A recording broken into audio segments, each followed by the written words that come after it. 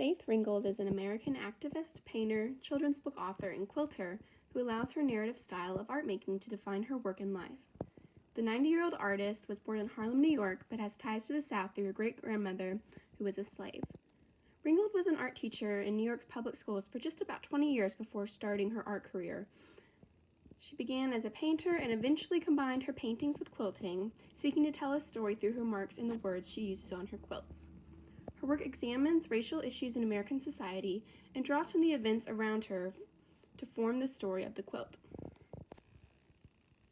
There's an intense focus on family relationships and traditions within quilting that Ringgold constantly alludes to in her work. Ringgold's mother was introduced to the craft of quilting by her great-grandmother, Betsy Bingham, who had spent most of her life as a slave in Florida, although eventually gained freedom following the Civil War. Betsy Bingham taught Ringgold's mother a freehand piecing technique, as well as how to boil flour sacks until they were soft enough to be used as the padding inside of a quilt. Ringgold's mother passed down her knowledge of quilting in the African-Cuban people's style, consisting of 8 triangles coming together to form a perfect square. The passing down of the quilt tradition reveals a theme that connects Ringgold's work and life: women guiding women. Quilting played a unique role for the enslaved, as specific patterns such as flying geese and stars were part of a slave code used in the Underground Railroad network.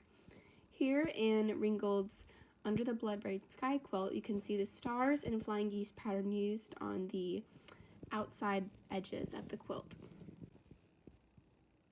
Her mother not only passed down quilting traditions, but also passed down oral histories and stories. This became a significant influence on Ringgold's work. Ringgold's most known quilt is perhaps Who's Afraid of Aunt Jemima from 1982. This is also her first known story quilt in which she participates in the long-standing history and tradition of African American storytelling. The center square of the quilt reads, "A Quilt and a Book" by Faith Ringgold, as she makes it clear to the viewer that her quilts blur the line between paintings and textiles, as well as between visual art and literature. Her quilts exist at an intersection, both defining the boundaries of tradition of what constitutes fine art, while also upholding the long-standing tradition of quilting. Furthermore, one must ask, are her quilts categorized as fine art or craft? Following the 1970s, art-making methods traditionally seen as folk art or craft have been increasingly accepted as fine art, as the definition of fine art has expanded to include art as the product of a culture. Ringgold's quilts are folk tales, as many of her narratives follow the equation of a folk tale. They employ a form in which a central figure recognizes and solves problems. Above all, Ringgold has a desire to paint in a way that tells a story, often to uplift and critique the world around her.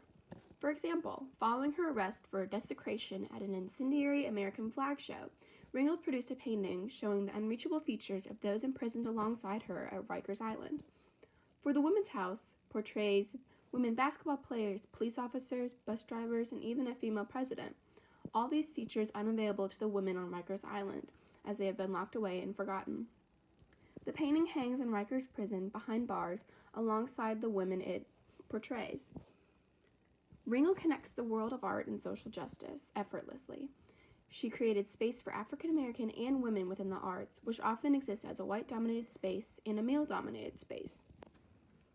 In early February of 2020, Ringgold suffered the loss of her husband, and as the COVID-19 pandemic hit in the United States, Ringgold found herself and her work at a standstill. For the first time in a long time, Ringgold struggled to find the inspiration to work. Ringgold stated, "I'm just keeping my eyes wide open so I can find a point of view on all of this. I've been waiting for the inspiration that can help me find others."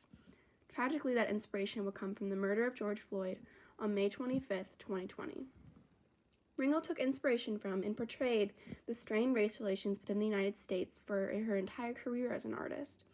According to Ringgold, "In college, they never told me to paint the world as it really is, but I have to feel something to paint it."